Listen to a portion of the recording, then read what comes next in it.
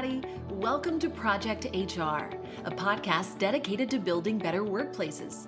I'm your host, Beth Pilgreen, and today we're taking on problem solving.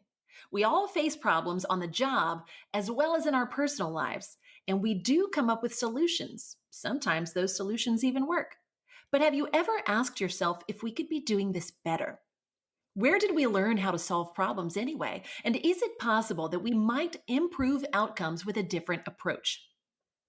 According to today's guest, our biggest challenge might not be in finding better solutions, but rather in better defining the problems we face.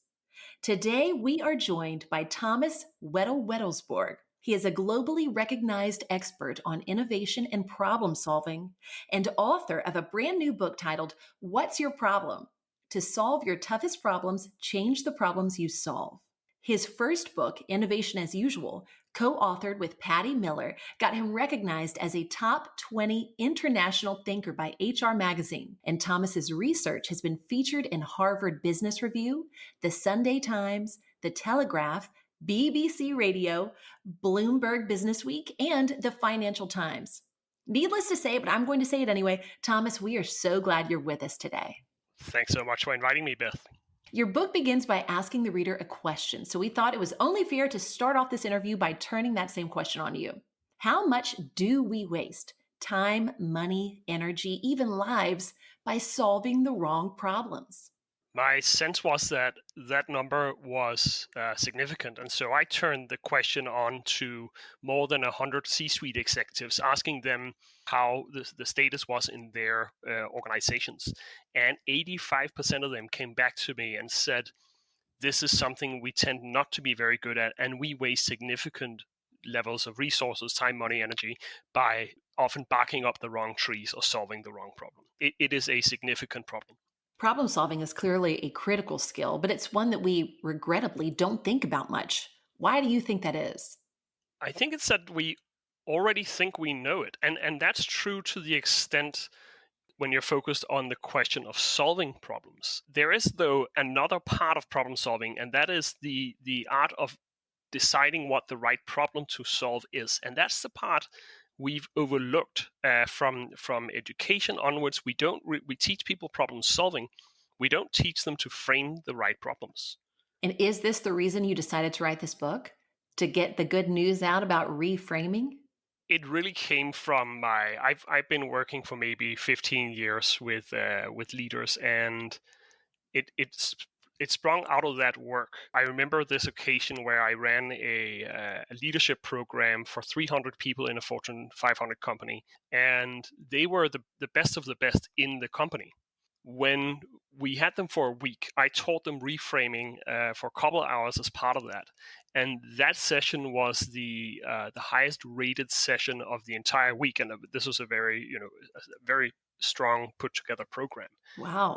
That scared me a little bit, because that shouldn't be so. How come these people didn't already know? They're really smart people. They're working in a well-known company. Mm-hmm. They're the top of the crop inside that firm. And still, reframing was new to them. Like that's scary, and that's wrong to me. That's something we should have learned earlier. So I think that was really the impetus for me to decide, okay, we need to get this out widely. We need to spread the word, and that led to the book. Right. What kinds of problems can this method help solve?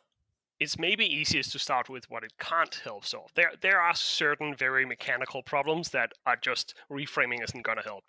If you're out driving and your car has a flat tire, well, there's a limited number of ways you can reframe that problem. Apart from that, though, I have run into very few problems that can't benefit from it. And in the book, I write about everything from leadership problems to customers or startups, or even on the home front, where people struggle with children or partners or whatever it is. We have problems everywhere, and this is a method that can be of help on all of those fronts. There is truly, I wanted to say this, there's truly so much to love in this book, starting with the humor, which was so refreshing to find in a business book, but also the fact that this isn't just a book, it's a workbook. There are printables here, and the whole thing feels like a document you work with rather than something you just read once and put on a shelf and never touch it again. Absolutely. Like the A book isn't really a vehicle for transmitting knowledge. It is ultimately a vehicle for changing behavior. And so I wrote and designed the book so it is optimized to actually be put in use. It's knowledge doesn't do you any good if you don't put it into action. Right. And I love the interactive piece of that too, because I for one am the type I will retain knowledge once I read it, but I am so much better with retaining knowledge if I am writing it down and actually participating with it. Absolutely. In learning theory, as you know, probably that's called a depth of processing. That idea that the more you work with the material, the better you retain it. The book uses a lot of real world examples that really make the concepts come alive. Seriously, for those listening, prepare for stories about shelter dogs, shuffleboard playing hipsters, and even Stephen Hawking. But there's one central problem you revisit throughout the book, and that's the slow elevator problem. Can you share with us about that problem? Absolutely. And it's the single best way of explaining what reframing is rapidly.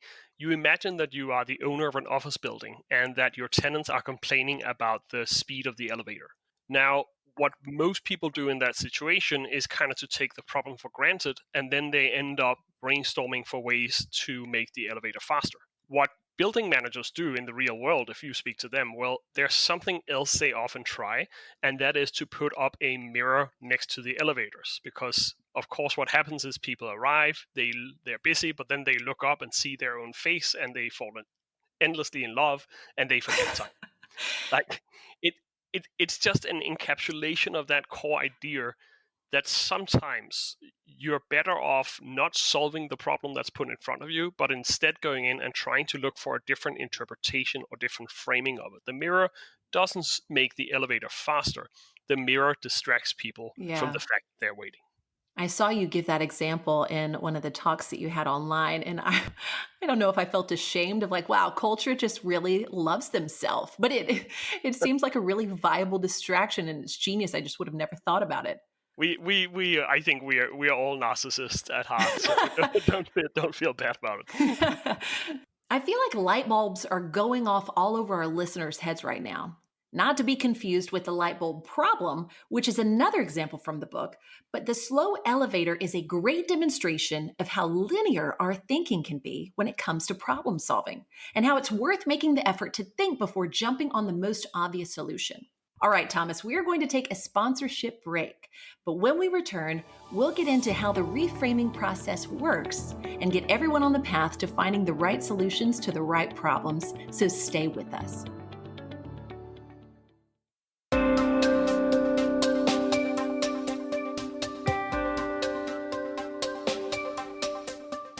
Thanks to the Respectful Workplace for supporting this week's episode of Project HR. Brand new for 2020, the Respectful Workplace is online harassment prevention that connects with your workforce so you can focus on growth and success. Download our free state-by-state guide to harassment prevention at therespectfulworkplace.net and get started today.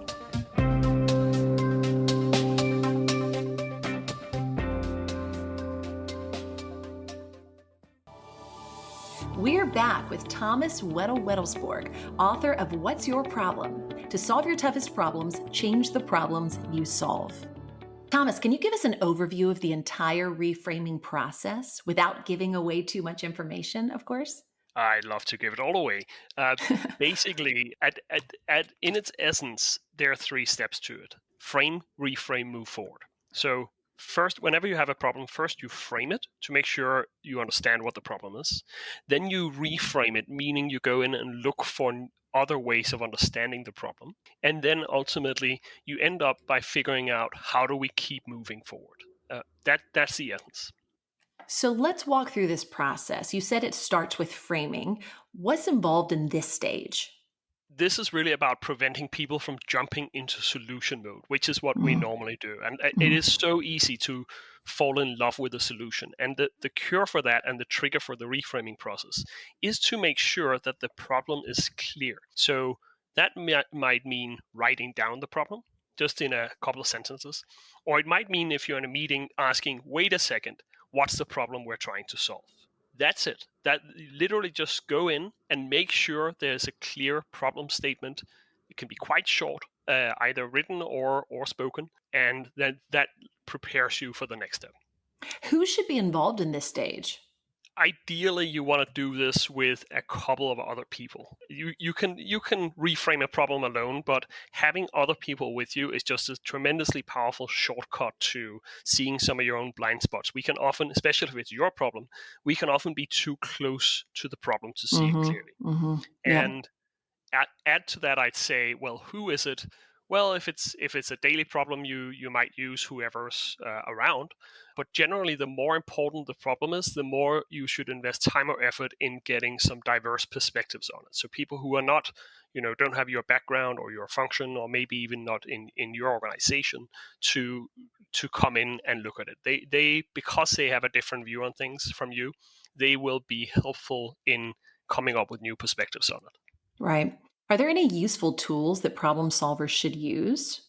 There's a canvas I put together, which is in the book. It's also